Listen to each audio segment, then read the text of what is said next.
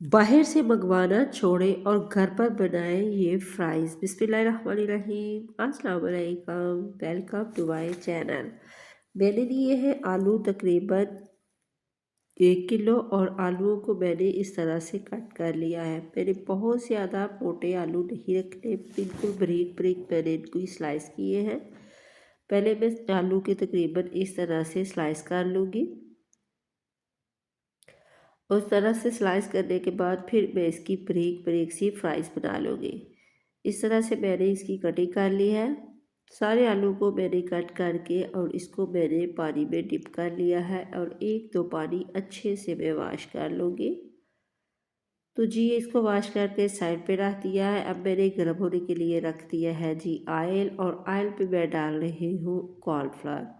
Cornflour मैंने डाला है इसमें 3 खाने के चम्मच, और ये तकरीबन ऑयल जो था ये तकरीबन था आधा किलो के करीब। और इसमें मैंने डाल दिया 3 खाने के चम्मच कॉर्नफ्लावर, और 1 खाने का चम्मच मैं इसमें डालूँगी नमक। नमक डाल के इसको मैंने डाल दी है फ्राइज़ को मैंने डालने के बाद फुल मैंने तेज़ आंच की हुई है। मैंने आंच को हल्का नहीं रखना, फुल तेज़ आंच पे मैं इसको कुक करूँगी। नमक जो था वो मैंने पहले डालना था, मेरे से स्किप हो गया था, इसलिए मैंने इस स्टेज पे नमक को डाल दिया।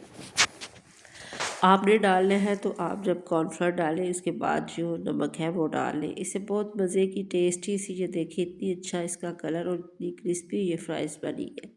इसी तरह से मैं सारी फ्राइज़ जो है बना के रेडी कर लूँगी, और इस तरह से देखिए कितनी अच्छी लुक और इसमें कितना अच्छा क्रंच आया है। अब मैं जी बना रही हूँ इसकी सॉस।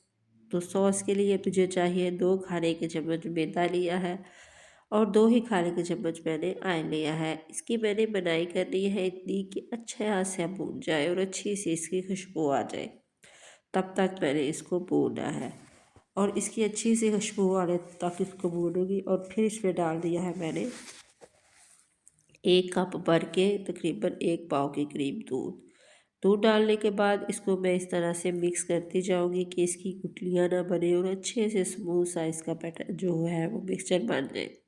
और आँच को बिल्कुल मैंने हल्का रखा है। इसमें मैंने तकरीबन 1 टीस्पून दरा मिर्च डाल दी है, और मायोनीज़ मैंने इसमें तकरीबन 2 खाने के चम्मच डाली है।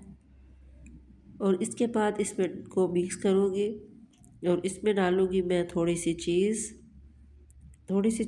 वो मैंने डाली है, और इसको मैं मेल्ट कर लूँगी। और साथ ही मैं इसमें डालूँगी थोड़ा सा नमक।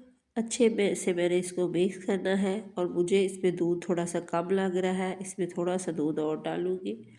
अब मैंने इसमें लहसुन पाउडर डाल दिया है तकरीबन 1 टीस्पून। इससे भी टेस्ट बहुत ही मज़े का आएगा। अगर आप चाहें तो इसको भी घर का फ्रेश लहसुन कुटा हुआ भी डाल सकते हैं, ना भी डालेंगे तो बहुत मज़े की सॉस बनेगी। अब इसमें मैंने डाला था ऑर्गेनो पाउडर। मेरे पास पाउडर है, पर आपके पास लीव है तो वो भी डाल सकते हैं। वो मैंने 1 टीस्पून डाला है। नमक है वो भी मैंने 1 टीस्पून डाला है। तो ये बहुत मज़े की क्रीमी सी सॉस बन के रेडी हुई है। अब मैंने जो दूध कम लग रहा था तो मैंने थोड़ा सा दूध और डाला है। तकरीबन मैंने इसमें 1.5 पाव के करीब दूध डाल दिया था।